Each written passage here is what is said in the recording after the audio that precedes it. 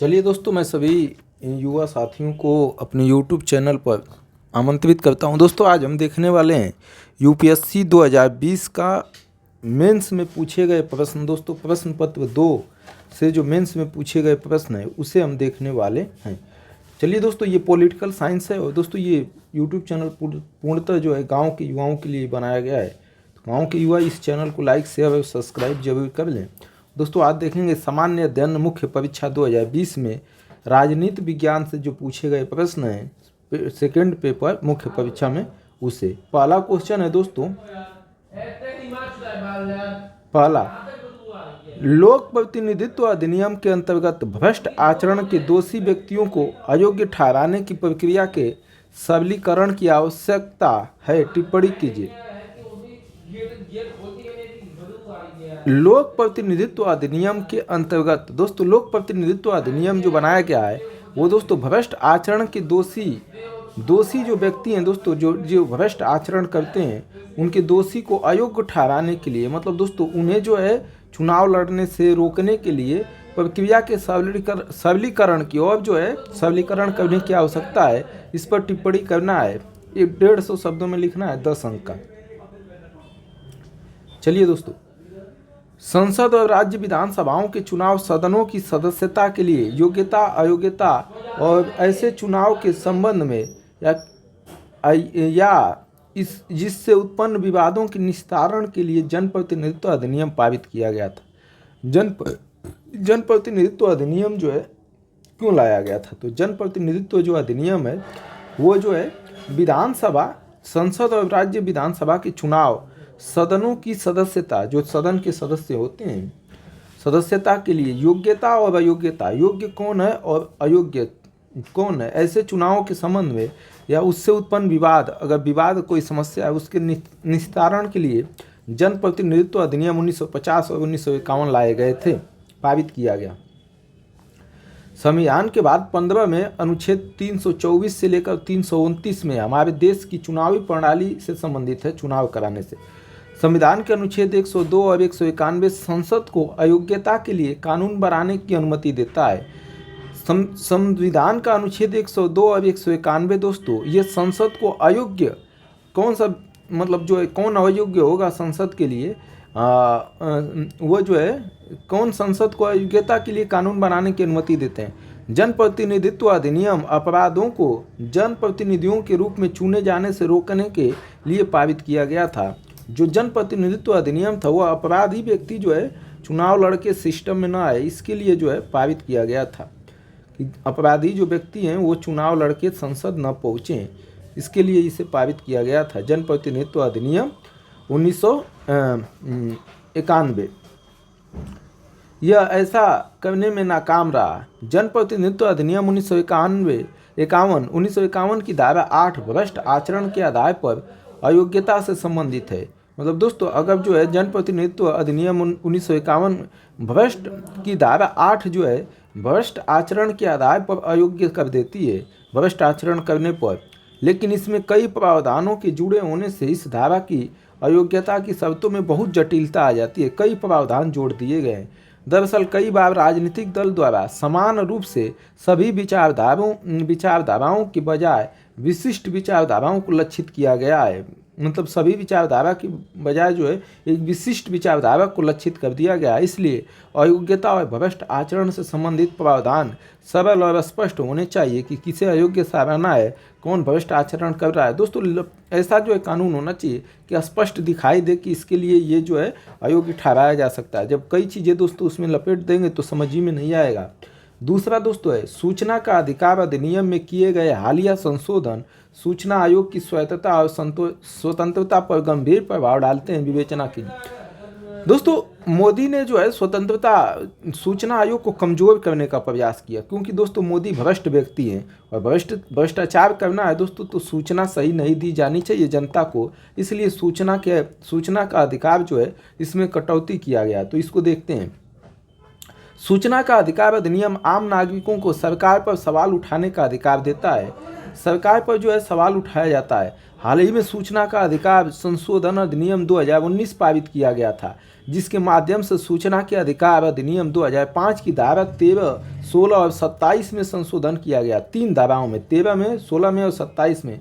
मूल अधिनियम की धारा 13 में किए गए संशोधन के तहत 5 साल का निश्चित कार्यकाल और वेतन और भत्ते और केंद्रीय मुख्य सूचना आयुक्त और सूचना आयुक्तों की सेवा की अन्य शर्तों को केंद्र सरकार द्वारा निर्धारित शर्त से प्रतिस्थापित कर दिया गया है कि अब अब केंद्र सरकार इनका निर्धारण करेगी। किन किन चीज़ों का दोस्तों, ये वेतन कितना मिलेगा, भत्ता कितना होगा, कार्यकाल कितना होगा, मुख्य आयुक्त और अन्य आयुक्तों की, ये सब दोस्तों केंद्र सरकार अपने हाथ में ले ली है, जिससे कमजोर हुआ है सूचना आयोग।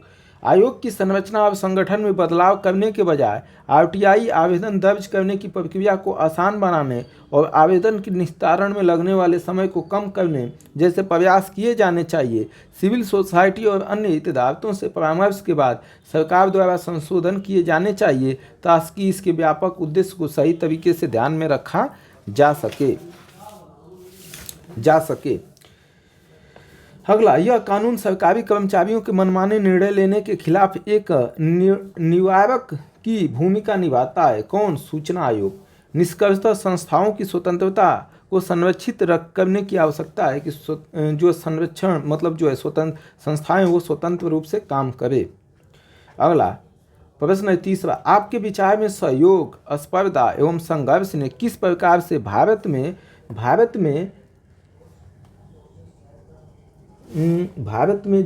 महासंघ को किसी सीमा तक आकार दिया है? महासंघ को किस सीमा तक आकार दिया है? अपने उत्तर को प्रमाणित करके कुछ हालिया उदाहरण दीजिए, ये बताना है दोस्तों। महासंघ, आपके विचार में सहयोग, स्पर्धा एवं संघर्ष ने किस प्रकार से भारत में महासंघ को किस सीमा तक आकार दिया है? अपने उत्तर को प्रमाणित करना है। देखिए दोस्तों, महासंघ क्या होता है? भारतीय संघवाद की 3 विचार अर्थात सहयोग, प्रतिस्पर्धा और टकराव आकार करते हैं। संघ मतलब दोस्तों, संघवाद मतलब भारत राज्यों और केंद्रों से मिलकर केंद्र और राज्यों से मिलकर बना है, इसी को संघवाद कहते हैं दोस्तों। अब इसमें 3 विचार है, सहयोग होता है राज्यों से केंद्र का, प्रतिस्पर्धा होता है, टकराव होता है, आकार करते हैं, ये दोस्तों संघवाद बनाते हैं। तथा यह स्वतंत्रता के बाद से अब तक अपनी कसौटी पर खरा उतरा है भारत का संघवाद। क्षेत्रीय परिषदें और नीति आयोग जैसी संस्थाएं सहकारी संघवाद की महत्वपूर्ण लक्ष्य को साकार करती हैं। कौन? सरकारी संघवाद के महत्वपूर्ण लक्ष्य को साकार करती है। हाल ही में इन संस्थाओं ने कोविड-19 महामारी के दौरान भारत में इसके प्रभाव को कम करने और राज्यों को सही दिशा प्रदान करने में महत्वपूर्ण भूमिका निभाई है। तो कोविड-19 ने महामारी के दौरान भारत में इसके प्रभाव को कम करने और राज्यों को सही दिशा प्रदान करने में महत्वपूर्ण भूमिका निभाई है। भारत में विशेष रूप से 1990 के दशक में हुई आर्थिक सुधारों के बाद 1990 से जो आर्थिक सुधार हुए, विभिन्न राज्यों के बीच प्रतिस्पर्धा का महत्व बढ़ा है। विभिन्न राज्य हैं उनके महत्व प्रतिस्पर्धा बढ़ रही है कि हम आगे निकलें। अब राज्यों द्वारा व्यापार निवेश आकर्षित करने और सुविधाओं का प्रदर्शन करने के लिए निवेशक बैठे हैं कि कौन राज्य अच्छा उनके लिए प्रदर्शन कर रहा है। समझ रहे हैं? इन्वेस्ट मीट्स आयोजित की जाती है। ऐसे अवसर पर क्षेत्रीय राजनीतिक ताकतें अर्थात मांगों को लेकर केंद्र सरकार से टकराती हैं। राज्य अपनी मांगों को लेकर टकराव होता है केंद्र से। टकराव का एक उदाहरण ही हो सकता है जैसे जीएसटी सुधार के लिए टकराव। सहयोग और प्रतिस्पर्धा के टकराव एक दूसरे के पूरक हैं, एक दूसरे के क्या हैं? पूरक हैं। भविष्य भारत की विकास गाथा को आगे बढ़ाएंगे सहयोग और जो टकराव है यही। अगला प्रश्न है चौथा, हाल के समय में भारत और यूके मतलब ब्रिटेन न्यायिक व्यवस्थाएं हैं अभिसरणीय एवं अपसरणीय होती प्रतीत हो रही हैं। अभिसरणीय और अपसरणीय होती प्रतीत हो रही है। दोनों राष्ट्रों की न्यायिक कार्यप्रणाली के आलोक में अभिसरण तथा अपसरण के मुख्य बिंदुओं को आलोकित कीजिए। अभिसरण अपसरण क्या होता है दोस्तों? अभिसरण और अपसरण का मतलब दोस्तों कि जो अभिसरण अपसरण का मतलब दोस्तों जो न्यायिक व्यवस्थाएं हैं उनका सिकुड़न और फैलाव हो रहा है, इस पर हमें बात करना है। ठीक है, तो देखते हैं। भारतीय न्यायपालिका पर ब्रिटिश औपनिवेशिक शासन की छाप स्पष्ट देखी जा सकती है। मतलब दोस्तों भारत की जो न्यायपालिका है वो ब्रिटेन की जो न्यायपालिका है उसका छाप देखी जा सकती है, क्योंकि हम ब्रिटेन के गुलाम रहे हैं। जिसके अभिसरण और अपसरण के बिंदु निम्नलिखित है। अभिसरण के बिंदु क्या है? भारत और ब्रिटेन दोनों ही न्यायपालिका स्वतंत्र और सरकार से अलग है। भारत और ब्रिटेन दोनों की जो न्यायपालिका है वो सरकार से अलग है और स्वतंत्र है। ये दोस्तों फैलाव है।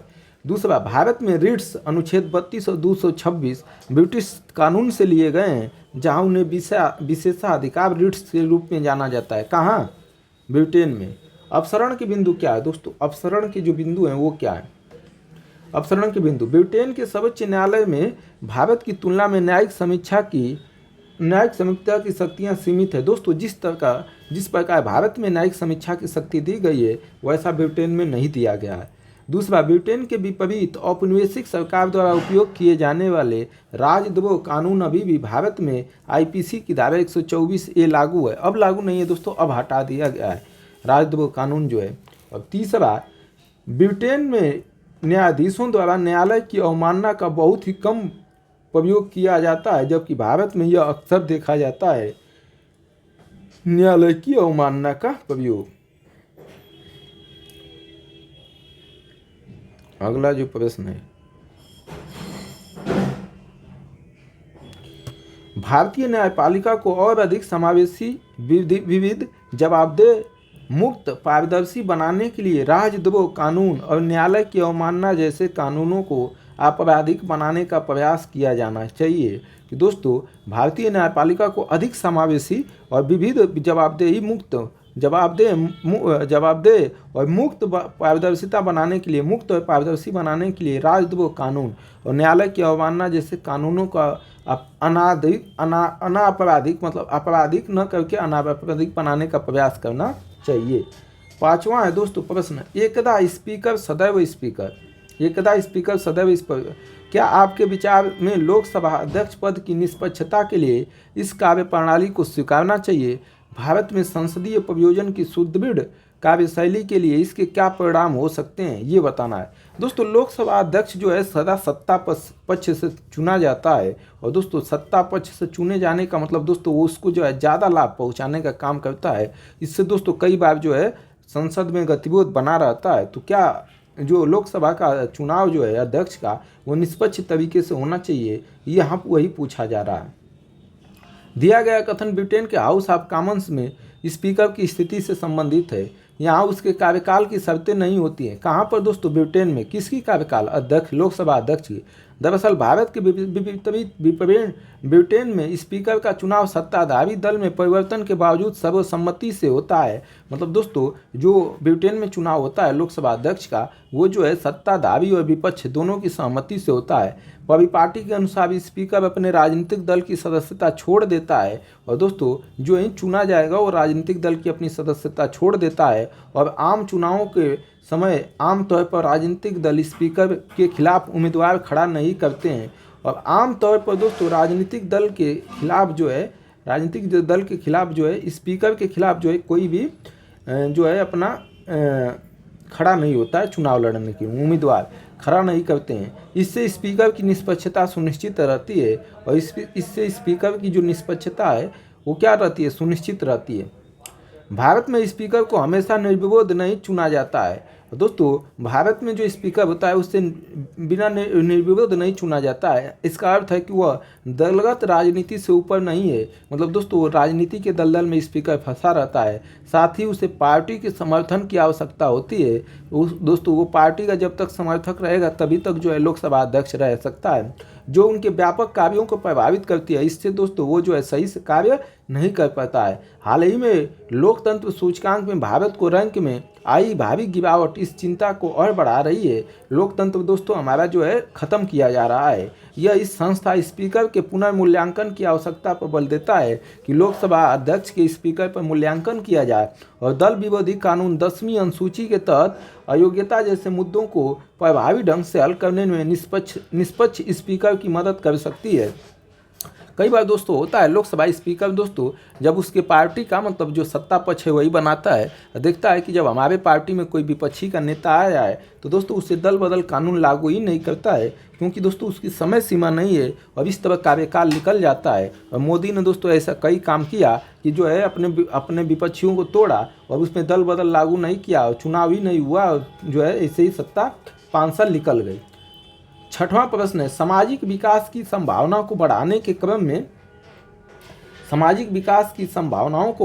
क्रम में विशेषकर जरा चिकित्सा एवं मातृ स्वास्थ्य देखभाल के क्षेत्र में सुदृढ़ और पर्याप्त स्वास्थ्य देखभाल संबंधी नीतियों की आवश्यकता है, विवेचना कीजिए। सामाजिक विकास की संभावना को बढ़ाने के क्रम में और विशेषकर जरा चिकित्सा एवं मातृ स्वास्थ्य देखभाल के क्षेत्र में सुदृढ़ और पर्याप्त स्वास्थ्य देखभाल संबंधी नीतियों की आवश्यकता है, इसको विवेचना करना है। सामाजिक विकास समाज में लोगों के बेहतर स्वास्थ्य और जीवन से जुड़ा हुआ है। किससे? बेहतर स्वास्थ्य और लोगों के जीवन से जुड़ा हुआ है। विशेष रूप से यह विविध मतलब बूढ़े लोगों और महिलाओं के बीच सुविधता को कम करता है। वर्तमान में पारंपरिक पारिवारिक मूल्यों में क्षरण के कारण मूल्य है उनमें क्षरण के कारण विविधों को परित्याग और दुर्व्यवहार का सामना करना पड़ता है। मतलब दोस्तों जो विविध होते हैं, लोग बूढ़े होते हैं, उन्हें छोड़ देते हैं लोग, या जो है परित्याग कर देते हैं या उनके साथ दुर्व्यवहार करते हैं। आवश्यक स्वास्थ्य सेवाओं की कमी है दोस्तों, स्वास्थ्य सेवा अच्छी नहीं मिलने से शारीरिक और मानसिक विकलांगता बढ़ जाती है। मतलब दोस्तों जब आपको दवाई सही से नहीं मिलेगी तो आप और स्थिति आपकी खराब हो जाएगी। भारत में कम सरकारी खर्च स्वास्थ्य बीमा तक सीमित पहुँच, कम पैसे में आप सरकारी स्वास्थ्य में जाके अपना इलाज करा सकते हैं, सीमित पहुँच है दोस्तों, लेकिन स्वास्थ्य बीमा तक इनकी सीमित पहुँच है। वृद्धाश्रम की अपर्याप्त संख्या, वृद्धाश्रम नहीं बनाए गए हैं आदि एक स्वस्थ वृद्धाश्रम में बाधक है और इस तरीके से एक स्वस्थ वृद्धाश्रम में बाधक है। राज्य के नीति निर्देशक तत्वों के अनुच्छेद 41 और CRPC की धारा 125 जैसे संवैधानिक और कानूनी प्रावधानों के अतिरिक्त हाल ही में सरकार ने बुजुर्ग जो बूढ़े लोग हैं उनके लिए कुछ पहले शुरू की हैं, जैसे स्वस्थ आयु का दशक 2020 से 30 तक बुजुर्गों के लिए स्वास्थ्य देखभाल के लिए राष्ट्रीय कार्यक्रम लाया गया है, स्वस्थ आयु का दशक।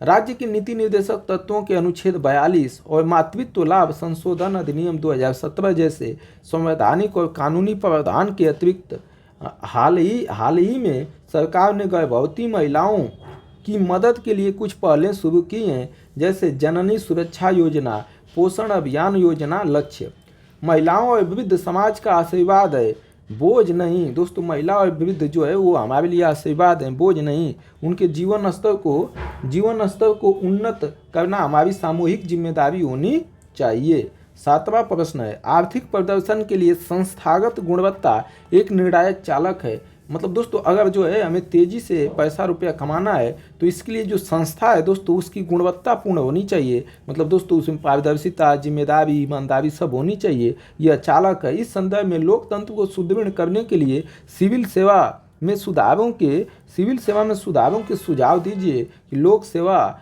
जो है दोस्तों, लोक सेवा, सिविल सेवा, उसमें सुधार सुदृढ़ करने कीजिए। सिविल सेवा को औपनिवेशिक युग से लेकर अब तक भारत में प्रशासन का स्टील फ्रेम माना जाता है। मतलब दोस्तों स्टील फ्रेम माना जाता है सिविल सेवा को, जब से देश मतलब आज़ाद हुआ है। हाल के दिनों में तकनीकी विकास, अधिक विकेंद्रीकरण, मतलब दोस्तों शक्तियों का बंटवारा, सामाजिक सक्रियता, समाज में लोगों की बढ़ती सक्रियता है। साथ ही वर्तमान उदारीकृत अर्थव्यवस्था के लिए मतलब उदारीकृत अर्थव्यवस्था मतलब दोस्तों पूरी दुनिया की अर्थव्यवस्था के लिए खोला गया है। नौकरशाहों को विशेषज्ञ होने की आवश्यकता है। मतलब दोस्तों उनको ज़्यादा जानकारी होना चाहिए, न कि सामान्यवादी होने से काम नहीं चलेगा। ऐसा सिविल सेवकों को विशेषज्ञ बनाकर किया जा सकता है या फिर एक नया सिविल सेवा कैडर बनाकर किया जा सकता है, जिसमें चयनित क्षेत्रों में विशेषज्ञता वाले नए सिविल सेवकों को शामिल किया जाए। जो विशेषज्ञ हो गए हैं उन्हें शामिल किया जाना चाहिए। सरकार ने इस दिशा में कई पहलें की हैं, जैसे संयुक्त सचिव के पदों पर पार्श्व प्रवेश, लेटरल एंट्री, पीछे से दरवाजे से दोस्तों बिना परीक्षा का जो है संयुक्त सचिव पदों पर जो है अधिकारी बनाए जा रहे हैं, परीक्षा ही हटा दी गई। प्रारंभिक कार्यक्रम युवा IAS अधिकारियों को उनके जिले में पदस्थापन से पहले विभिन्न केंद्रीय विभागों में प्रमोशन पर अल्पावधि पदस्थापन करना, केंद्रीय विभाग में कम समय के लिए प्रमोशन करके अल्पावधि के लिए पदस्थापन करना। हाल ही में सरकार ने मिशन कर्मयोगी लॉन्च किया, जिसका उद्देश्य सिविल सेवाओं में क्षमता निर्माण के माध्यम से प्रशासन को बढ़ावा देना। मतलब मिशन कर्मयोगी दोस्तों सिविल सेवाओं को जो है प्रशिक्षण देने का काम करती है। हालांकि नौकरशाही में उदासीनता सिक्के का एकमात्र पहलू है दोस्तों। नौकरशाही उदासीन रहते हैं, काम ही नहीं करना चाहते हैं अधिकारी। इसमें समान रूप से दोषी राजनीतिक हस्तक्षेप, और दोस्तों इसमें सबसे बड़ा कारण है कि राजनेता जो है, नेता जो है हस्तक्षेप करते रहते हैं अधिकारियों के काम में, इसलिए उदासीन हो जाते हैं भी है। नौकरशाही में स्थानांतरण दोस्तों कई बार अच्छे अधिकारियों का ट्रांसफर के रूप में होता है, इसका भी समाधान किया जाना चाहिए। 8वां प्रश्न है, चौथी औद्योगिक क्रांति डिजिटल क्रांति के प्रादुर्भाव ने ई-गवर्नेंस को सरकार का अविभाज्य अंग बनाने में पहल की है, विवेचना कीजिए। चौथी औद्योगिक क्रांति डिजिटल क्रांति जो है दोस्तों, ई-गवर्नेंस मतलब दोस्तों इलेक्ट्रॉनिक शासन के अब सरकार का एक अंग बन गया है, इसकी पहल की विवेचना करनी। चौथी औद्योगिक क्रांति अर्थात इंडस्ट्री 4.0 को भौतिक, डिजिटल और जैविक दुनिया को आपस में जोड़ने वाली प्रौद्योगिकी के समुच्चय के रूप में देखा जाता है। इंडस्ट्री 4.0 इंटरनेट ऑफ थिंग्स मतलब दोस्तों जो है इंटरनेट ऑफ थिंग्स, मशीन स्वयं सोच लेती है, रियल टाइम डेटा मतलब रियल टाइम में डेटा दे देती है तक पहुँच, और साइबर भौतिक प्रणालियों में इंटरकनेक्टिविटी की मदद से डिजिटल टेक्नोलॉजी को एक नए स्तर पर ला दिया है। डिजिटल टेक्नोलॉजी एक नए स्तर पर आ गई है। सरकार का डिजिटल इंडिया मिशन एक सकारात्मक कदम है। डिजिटल इंडिया ने डिजिटल जो इंडिया है इसने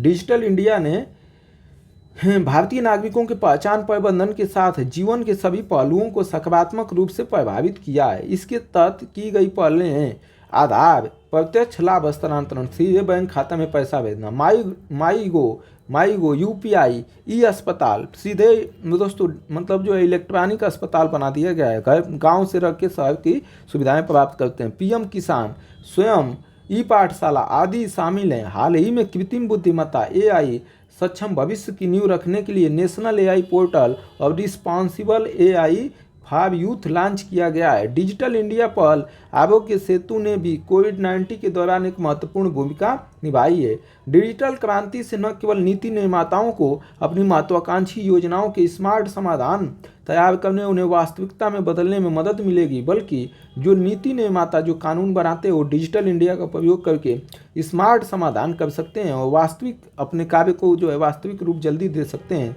भविष्य में आत्मनिर्भर भारत को मतलब दोस्तों भारत स्वयं निर्भर हो जाए, किसी देश पर निर्भर न रहे, इसको तैयार करने के दौरान चुनौतियों से निपटने की प्रेरणा भी मिलेगी। 9वां प्रश्न है, कोविड-19 महामारी के दौरान वैश्विक स्वास्थ्य सुरक्षा प्रदान करने में विश्व स्वास्थ्य संगठन WHO की भूमिका का आलोचना करते हुए परीक्षण करना है। 150 शब्दों में 10 अंक। कोविड-19 महामारी ने दुनिया भर की अर्थव्यवस्था और लोगों के जीवन पर गंभीर नकारात्मक प्रभाव डाला है। हालांकि विश्व स्वास्थ्य संगठन इसमें प्रभावी ढंग से निपटने का प्रयास कर रहा है, फिर भी इस पर शिथिलता को लेकर कुछ आरोप लगे हैं। दोस्तों उतना तेजी से काम नहीं किया जितना करना चाहिए। WHO द्वारा इस नए वायरस के प्रकोप को अंतर्राष्ट्रीय चिंता का एक सार्वजनिक स्वास्थ्य आपातकाल PHEIC घोषित करने में निर्णय लेने में देरी थी, जिससे निम्नलिखित कारण थे। दोस्तों निर्णय लेने में इसे विश्व स्वास्थ्य के लिए खतरनाक जो है घोषित करने में निर्णय लेने में देरी कर दिया। नए मामले सामने आ रहे थे, लेकिन चीन में स्थिति भी तेजी से सुधर रही थी। प्रारंभ में नए मामले सामने आ रहे थे, लेकिन चीन में स्थिति सुधर रही थी, इसलिए देरी हो गया। प्रारंभ में WHO की आपातकालीन समिति इसे PHEIC मानने को लेकर स्पष्ट नहीं थी, क्योंकि उस समय वायरस की प्रकृति के बारे में जानकारी कम थी कि वायरस जो है किस प्रकृति का है। अमेरिका का वैक्सीन राष्ट्रवाद और WHO में फिर वापसी कर लिया अमेरिका ऐसे कारणों में से हैं जिन्होंने कोरोना संकट के दौरान WHO की विश्वसनीयता को कम किया है। हालांकि WHO द्वारा UN कोविड-19 सप्लाई चेन टास्क फोर्स और कोवैक्स वैक्सीन शेयरिंग प्रोग्राम जैसे पहल की गई, लेकिन इसकी लागत से सब्सिडी हेतु वह धन जुटाने के लिए संघर्ष कर रहा है। अगला 10वां प्रश्न है दोस्तों, अमेरिका एवं यूरोपीय देशों की राजनीतिक और अर्थव्यवस्था में भारतीय प्रवासियों की एक निर्णायक भूमिका निभानी है, उदाहरण सहित टिप्पणी कीजिए। अमेरिका और यूरोपीय देश में दोस्तों भारत के लोग जाके काम करते हैं और एक निर्णायक भूमिका वहाँ निभा रहे हैं, इनके बारे में बताना है।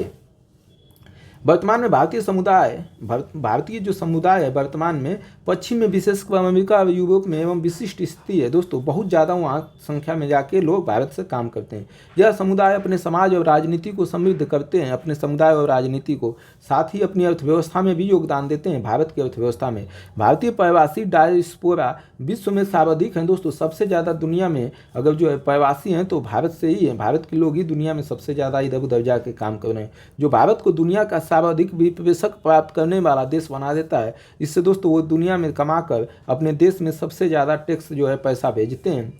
काफ़ी बड़ी आबादी होने के कारण इनकी उस देश की चुनावी जो है शक्ति में महत्वपूर्ण हिस्सेदारी होती है दोस्तों। कई जगह पर दोस्तों इतनी ज़्यादा लोग भारतीय जाकर वहाँ नागरिकता लेकर बस गए हैं, वो चुनाव में दोस्तों चुनाव लड़ते हैं, जीतते हैं और चुनाव पर प्रभाव डालते हैं, जिनको चाहते हैं हरा देते हैं, जिता देते हैं। इसलिए वे राजनीतिक मामलों में निर्णायक भूमिका निभाते हैं। कमला हैरिस और ऋषि सुनक जैसे लोग इसके उदाहरण है।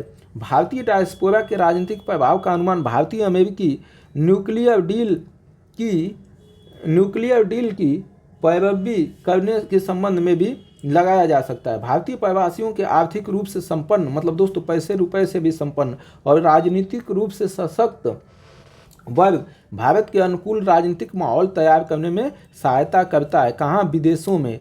साथ ही भारत विरोधी कानूनों को हटाने में भी महत्वपूर्ण भूमिका निभाता है। भारत विरोधी अगर कोई कानून लाता है तो निष्कर्षतः भारतीय प्रवासी दुनिया की महाशक्ति के साथ भारत के संबंधों को प्रगाढ़ करने वाली एक अनोखी संपत्ति है, जो भारत के लोग जाके दूसरे देशों में बसे हैं और वहाँ के दोस्तों वो जो है हमारे लिए बहुत बड़ी संपत्ति है। राष्ट्र की एकता और अखंडता बनाए रखने के लिए भारतीय संविधान केंद्रीकरण करने की प्रवृत्ति प्रदर्शित करता है।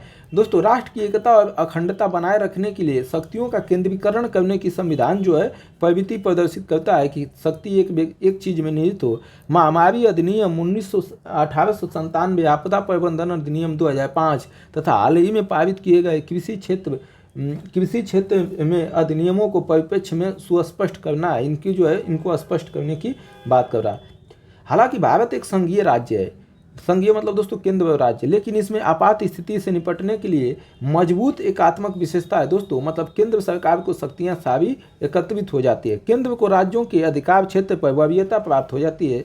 राज्यों का शक्ति कम होकर वहाँ भी केंद्र जो है अपनी शक्ति हासिल कर लेता है, लेकिन यह संविधान की सामान्य विशेषता नहीं है। अर्थात केंद्र केवल अपरिहार्य दशाओं में ही ऐसा कर सकता है, हमेशा नहीं ऐसा केंद्र करेगा, विशेष परिस्थिति में। हाल ही में केंद्र सरकार ने राज्यों और केंद्र शासित प्रदेशों को कोविड-19 के प्रकोप से लड़ने के लिए आपदा प्रबंधन अधिनियम 2005 और महामारी रोग अधिनियम 1897 को लागू करने का निर्देश दिया है।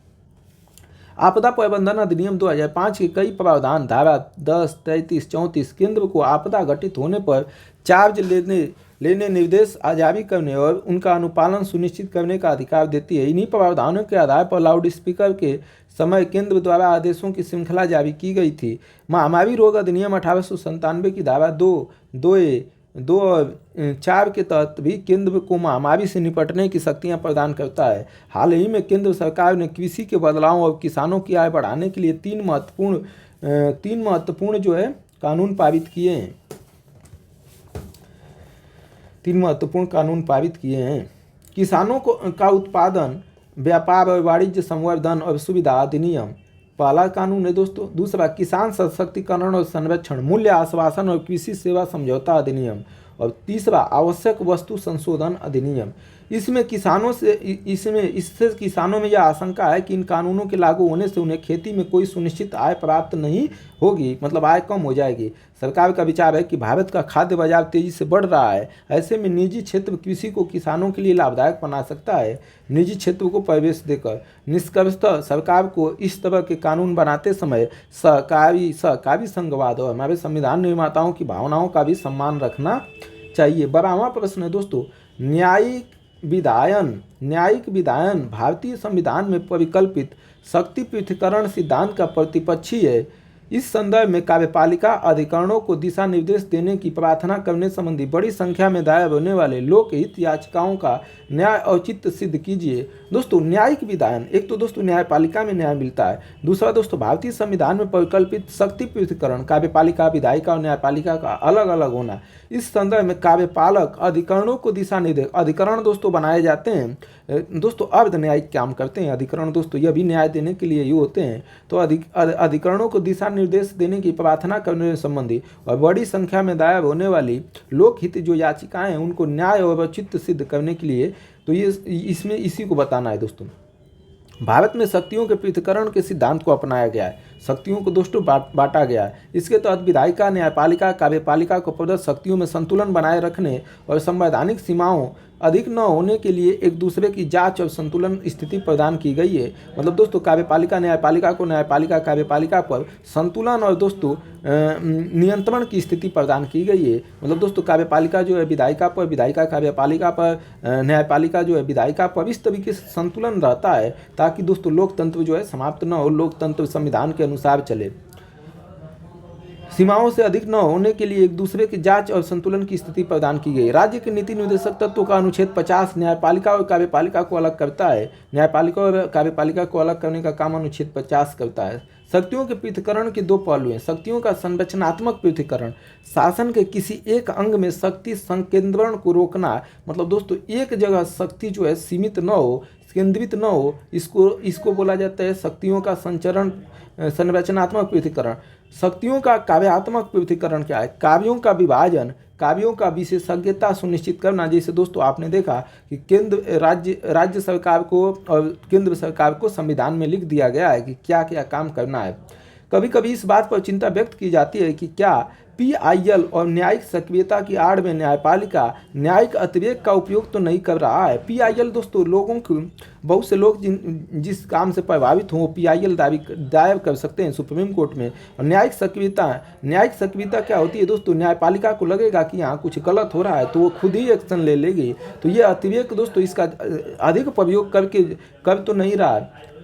इससे इस बात पर बहस शुरू हो गई है कि क्या कुछ मुद्दे को सरकार के अन्य अंगों के लिए वैध कर दिया जाना चाहिए, कुछ अन्य मुद्दे उन्हें अन्य के लिए वैध कर देना चाहिए। उदाहरण के लिए कृषि कानून को बनाए रखना, राजमार्गों पर शराब की बिक्री पर प्रतिबंध लगाना, पुलिस जांच की निगरानी करना आदि। ऐसे कई उदाहरण दिए जा सकते हैं जब न्यायपालिका ने कार्यपालिका के कार्यों में व्याप्त कार्यकारी भ्रष्टाचार और वशिष्ठ द्वारा नागरिकों के अधिकारों और स्वतंत्रता के हनन का आधार पर हस्तक्षेप किए। जब सरकार दोस्तों क्या करती है कि जब गलत करती है लोगों के साथ, नागरिकों के अधिकारों के साथ, तब जो है न्यायपालिका सक्रियता दिखाते हुए उसे रोकती है, हस्तक्षेप करती है।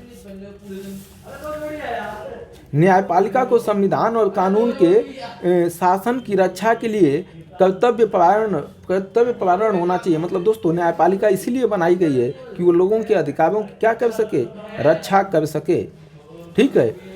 न्यायालयों और भारतीय राज्य व्यवस्था में न्यायपालिका की भूमिका स्पष्ट होने चाहिए कि क्या कर सकती है न्यायपालिका। संरचनात्मक और कार्यात्मक पृथक्करण का स्पष्ट अनुपालन होना चाहिए संरचना के स्तर पर, कार्य करने के स्तर पर। फिर संकट के दौरान मध्यस्थता करने के अपने अच्छे इरादे के बावजूद न्यायालय को अपने आवेगों को नियंत्रित करते हुए शासन या कानून बनाने से बचना चाहिए। मतलब न्यायपालिका को खुद जो है आवेग में आकर शासन और कानून नहीं बनाना चाहिए, ये संसद का काम है, संसद को करने देना चाहिए। 13वां प्रश्न है, भारत में स्थानीय निकायों की सुदृढ़ता और संपोषिता। स्थानीय निकाय मतलब दोस्तों पंचायती राज, अनुच्छेद 40 के तहत उन्हें दोस्तों पोषित करना, मतलब पैसे रुपए देना, उनके कार्य और कार्यकर्ता व कोष की अपनी रचनात्मक व्यवस्था। मतलब दोस्तों जो पैसा रुपया का कोष है वो कार्यात्मक कार्य को समकालिक अवस्था में और समकालित अवस्था की ओर स्थानांतरित हुई है। हाल ही के समय में कार्यात्मक की दृष्टि से स्थानीय निकायों द्वारा सामना की जा रही अहम चुनौतियों को आलोकित करना है। अहम चुनौतियां जो हैं उससे देखते हैं। महात्मा गांधी ने आर्थिक और राजनीतिक विकेंद्रीकरण के विचार को पूरा करने के लिए 1992 में 73वें और 74वें संवैधानिक संशोधन अधिनियम को लाया गया। प्रतिनिधि लोकतंत्र, दोस्तों प्रतिनिधि जो है लोकतंत्र की सहभागी लोकतंत्र में बदलने की दिशा में एक महत्वपूर्ण कदम बताया गया कि अपने प्रतिनिधि जो है चुनते हैं वही जो है आपके लिए काम करते हैं। हालांकि इसकी विफलता में निहित है कार्यों और प्राधिकारों में वितरण का अभाव। दोस्तों इसमें शिक्षा, स्वास्थ्य, स्वच्छता और जल जैसे विभिन्न शासकीय कार्यों के प्रावधान को अनिवार्यतः शामिल नहीं किया गया। इसके बजाय कार्यों और प्राधिकारों को निर्धारित करने की जिम्मेदारी राज्य विधानमंडल को सौंपी गई है। दोस्तों 29 विषय जो है पंचायती राज को दिया गया है, उसमें से कौन कौन विषय जो है राज्य के ऊपर छोड़ दिया गया कि कौन कौन विषय वो जो है पंचायती राज को देगा। तो ये दोस्तों यहाँ जो है ये गलत किया गया, ये बोल रहा है। राज्य के कार्यकारी अधिकारियों को इन कार्यों को पूरा करने की जिम्मेदारी दिए जाने के मामले और भी बदतर हुए हैं। इसका सबसे आम उदाहरण राज्य बोर्ड है। दोस्तों राज्य के अधिकारियों को जो है कहीं काम दे दिया जाता है पूरा करने के, इससे स्थिति और खराब। स्थानीय स्थानों में वित्त का अभाव। दोस्तों पंचायती राज्यों को पैसा जितना मिलना चाहिए उतना मिल ही नहीं रहा है। स्थानीय सरकार या तो स्थानीय करों के माध्यम से अपना राजस्व बढ़ा सकती है, टैक्स लगाकर वहाँ के लोगों पर, या अंतर सरकार राजस्व हस्तांतरण के माध्यम से सरकार जो है पैसा दे। इस हिसाब से स्थानीय संस्थाओं के दायरे में आने वाले विषयों के लिए भी लगान की शक्ति विशेष रूप से राज्य विधायिका द्वारा अधिकृत की जाती है। राजस्व सृजन का एक दूसरा तरीका अंतर सरकारी राजस्व हस्तांतरण है। अंतर सरकारी राजस्व जो है हस्तांतरित करना है, जिसमें राज्य सरकार अपने राजस्व का एक निश्चित प्रतिशत स्थानीय संस्थानों को सौंपती है। दोस्तों कोई मतलब राज्य सरकार पर कोई दबाव नहीं है कि इतना % देना है, जितना चाहेगी देगी। हालांकि वित्त आयोग ने स्थानीय संस्थानों के हर स्तर पर धन को के अधिक से अधिक वितरण की वकालत की है कि अधिक से अधिक धन जो है दिया जाए, किसको, पंचायती राज को, लेकिन स्थानीय सरकारों को। लेकिन राज्य द्वारा धन के वितरण के लिए बहुत कम कार्रवाई की जाती है, कम पैसा दिया जाता है। इसलिए इसका दीर्घकालिक समाधान वास्तविक राजकोषीय संघवाद को बढ़ावा देना है, जहां स्थानीय संस्थाएं अपने स्वयं के राजस्व का एक बड़ा हिस्सा जुटाती हैं और स्वयं ही बजट बाधाओं का सामना करती हैं। 14वां प्रश्न है, विगत कुछ दशकों में राज्य सभा एक उपयोगहीन स्टेपनी टायर में सर्वाधिक उपयोगी सहायक अंग के रूप में रूपांतरित हुई है। उन कारकों तथा क्षेत्रों को आलोकित कीजिए जहां यह रूपांतरण दृष्टिगत हो सकता है। दोस्तों स्टेपनी का मतलब दोस्तों बस मोहर लगाने वाला, राज्यसभा बस एक मोहर लगाने वाला बन चुका है। सर्वाधिक उपयोगी और सहायक अंग के रूप में रूपांतरित हुआ है। सर्वाधिक उपयोगी और सहायक अंग के रूप में टायर से सर्वाधिक, विगत कुछ दशकों में राज्य सभा एक उपयोगी स्टेपनी टायर से सर्वाधिक, अब दोस्तों उपयोगी हो गया। इस समय पहले जो है बस स्टैम्प पेपर रबड़ लगाता था, मतलब दोस्तों बस जो है पास करता था बिल को। उन कारकों तथा क्षेत्रों को आलोकित कीजिए जहाँ से ये रूपांतरण दृष्टिगत हुआ है, जहाँ से ये बदलाव हुआ है। हालांकि राज्यसभा की भूमिका और प्रासंगिकता हमेशा बहस का विषय रहा है। आज़ादी के बाद राज्यसभा को समाप्त करने की मांग को लेकर कई प्रस्ताव और निजी सदस्य बिल लोकसभा में रखे जा चुके हैं। इसकी आलोचना प्रायः विधायी प्रक्रिया की गति में बाधक, चुनाव में हारने और पार्टी के लिए धन जुटाने वालों के स्वर्ग और राजकोषीय के वित्तीय बोझ को बढ़ाने के रूप में कहा जाता है कि ये जो है चुनाव में जो हारते हैं उनको जो है यहाँ बैठा दिया जाता है, पैसा जो है इनको मिलता है तो इससे चुनाव में यूज किया जाता है, ये जो है पैसा जो है दुरुपयोग हो रहा है इनके ऊपर, ऐसा कुछ इनकी आलोचना की जाती है। पिछले कुछ दशकों में विधायिका के भीतर एक सुरक्षा वाल्व के रूप में राज्यसभा की भूमिका कई गुना बढ़ गई है। पिछले कुछ वर्षों में दोस्तों ये सुरक्षा वाल्व कर रहा है विधायिका की। निम्नलिखित है, संस्थागत व्यवस्था के रूप में राज्यसभा एक अस्थायी सदन है। दोस्तों ये कभी भी भंग नहीं होता है। प्रधानमंत्री राज्यसभा का हिस्सा है, प्रधानमंत्री भी हिस्सा हो सकता है। यह अधिक अनुभवी विधायकों के लिए एक मंच है जो अधिक अनुभव प्राप्त कर चुके हैं उनके लिए, जो विभिन्न मुद्दों पर राय देने में मदद करते हैं। यह लोकसभा द्वारा पारित विधेयकों पर पुनः विचार करती है कि विधेयक सही तो हैं। 1967 के बाद क्षेत्रीय दलों का उदय, इन दलों ने कई राज्यों में सरकारें बनाई और पहली बार सदन में विपक्षी दलों को महत्वपूर्ण प्रतिनिधित्व प्राप्त हुआ है। तब से इसका महत्व और चलन बढ़ रहा है। ऐसे कई उदाहरण हैं जहां राज्यसभा ने अहम भूमिका निभाई है, जैसे सभी भारतीय बच्चों को शिक्षा का अधिकार प्रदान करना। किसने? राज्यसभा में। इसने अनुच्छेद 370, 35 से संबंधित बिल और 3 तलाक बिल के मामले में एकजुटता प्रदर्शित की है, एकजुट होकर इसे हटाया है। यहाँ तक कि GST जैसे कानून भी राज्यसभा में पारित होने के बाद एक वास्तविकता बन पाया है। भारतीय राजनीति में तमाम उतार चढ़ाव के बावजूद भी राज्य सत्ता राजनीतिक और सामाजिक मूल्यों के साथ साथ भारतीय संस्कृति और विविधता का पोषण करने में एक अग्रदूत रहा है। अगला प्रश्न है दोस्तों 15 नंबर, एक आयोग के संवैधानिकरण के लिए कौन कौन से चरण आवश्यक हैं संविधान को लागू करने के लिए? क्या आपके विचार में राष्ट्रीय महिला आयोग को संवैधानिकता प्रदान करना चाहिए? भारत में लैंगिक न्याय एवं सशक्तिकरण दोस्तों पुरुष और महिला में भेदभाव न हो और अधिक सुनिश्चित करेगा। कारण बताइए दोस्तों। महिला आयोग को संवैधानिक बना देना चाहिए, इस पर बात कर रहा। एक आयोग के संवैधानिकरण का अर्थ है वह देश के संविधान के प्रावधानों के अधीन हो जाती है। एक आयोग के संवैधानिकरण के लिए आवश्यक कदम इस प्रकार है। क्या क्या उठाना चाहिए? आवश्यक कदम जो है, जब किसी विशेष आयोग के संवैधानिकता की मांग उठाई जाती है तो संसद आयोग को संवैधानिक दर्जा प्रदान करने के लिए एक विधेयक पारित करता है। कौन संवैधानिक दर्जा प्रदान करेगा? संसद। अनुच्छेद 368 संसद को संविधान संशोधन की शक्ति प्रदान करता है। संशोधन के संबंध में एक विधेयक संसद के किसी भी सदन से शुरू किया जा सकता है। प्रत्येक सदन में एक निर्धारित बहुमत से विधेयक पारित किया जाता है। पारित बिल को राष्ट्रपति की सहमति के लिए भेजा जाता है। राष्ट्रीय महिला आयोग को संवैधानिक दर्जा दिए जाने से निश्चित ही भारत में अधिक लैंगिक न्याय और महिला सशक्तिकरण सुनिश्चित होगा।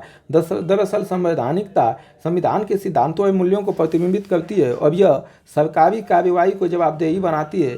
संवैधानिक स्थिति भी कानूनी कठोरता और बाध्यताओं को प्रोत्साहन करती है। राष्ट्रीय महिला आयोग को संवैधानिक दर्जा दिए जाने से अनुच्छेद 14, 15, 15, 3, 16, 39 और 42 का दायरा बढ़ जाएगा और विशेष रूप से लैंगिक न्याय और सशक्तिकरण के लिए महत्वपूर्ण होगा। वर्तमान में राष्ट्रीय महिला आयोग अपनी सिफारिशों को लागू नहीं करवा सकती। जो सिफारिश करती है वो लागू नहीं करवा सकती। उनके पास पुलिस को बुलाने के लिए कानूनी प्रावधान नहीं है और उनके पास धन और अधिकारियों की कमी है। अपनी आवश्यकताओं की पूर्ति के लिए आयोग को बहुत कम वित्तीय रुपया मिलता है।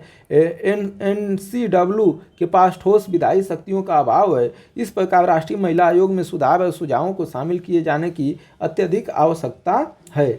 16वां प्रश्न, केवल आय पर आधारित गरीबी के निर्धारण में गरीबी का आपतन और तीव्रता अधिक महत्वपूर्ण है। आय के आधार पर गरीबी दोस्तों निर्धारण किया जाए कि आय जिसकी है उस हिसाब से। इस संदर्भ में संयुक्त राष्ट्र बहुआयामी गरीबी सूचकांक की नवीनतम रिपोर्ट का विश्लेषण करना है। बहुआयामी गरीबी सूचकांक MPI रिपोर्ट संयुक्त राष्ट्र विकास कार्यक्रम UNDP और Oxford poverty and human development initiative OPHI द्वारा जारी की गई है। MPI गरीबी के दो कारक अर्थात आपतन और तीव्रता को एकीकृत करता है। आपतन उन लोगों के प्रतिशत को संदर्भित करता है जो गरीब हैं। यह बहुआयामी गरीबी का हेड काउंटर अनुपात यच है, जबकि बहुआयामी गरीबी में तीव्रता आयाम का औसत प्रतिशत है, जिसमें गरीब लोग वंचित हैं। दोस्तों गरीब लोगों को कुछ मिल ही नहीं रहा है। गरीब के 3 आयाम हैं, स्वास्थ्य, शिक्षा और जीवन स्तर। MPI की गणना गरीबी की तीव्रता को हेड काउंटर गरीबी यच से गुणा करके की जाती है, अर्थात MPI बराबर यच गुणे A आपतन गुणे तीव्रता। MPI की नवीनतम रिपोर्ट कहती है कि 107 विकासशील देशों में 1.3 बिलियन 22% लोग बहुआयामी गरीबी में रहते हैं। साथ ही बच्चों में बहुआयामी गरीबी की उच्च दर दिखाई देती है, क्योंकि बहुआयामी गरीबी से आधे 18 वर्ष से कम उम्र के हैं। हालांकि रिपोर्ट से यह भी पता चलता है कि 65 देशों ने अपने वैश्विक बहुआयामी गरीबी सूचकांक मूल्य में काफ़ी कम कर दिखाया है, मतलब कम करके दिखा रहे हैं गरीबी। 4 देशों ने अपने MPI मूल्य को आधा कर दिया है, जिससे भारत भी शामिल है। भारत ने 2005 से 15 के बीच बहुसंख्यक गरीबों की संख्या में लगभग 273 मिलियन की सबसे बड़ी कमी दर्ज की है। MPI के बारे में सबसे अच्छी बात यह है कि यह न केवल वैश्विक गरीबी का एक व्यापक और गहन विवरण प्रदान करता है, बल्कि अपने सभी रूप में गरीबी को समाप्त करने के लिए सतत विकास लक्ष्य MPI दोस्तों SDG 1 को भी दिशा में प्रगति को देखता है। इस प्रकार गरीबी का निर्धारण करने में गरीबों के आपतन और तीव्रता अधिक महत्वपूर्ण है। अगला प्रश्न 17वां, सूक्ष्म वित्त मतलब दोस्तों एक गरीबी रोधी टीका है जो भारत में ग्रामीण दरिद्रता, परिसंपत्ति निर्माण और आय सुरक्षा के लिए लक्षित है। स्वयं सहायता समूहों की भूमिका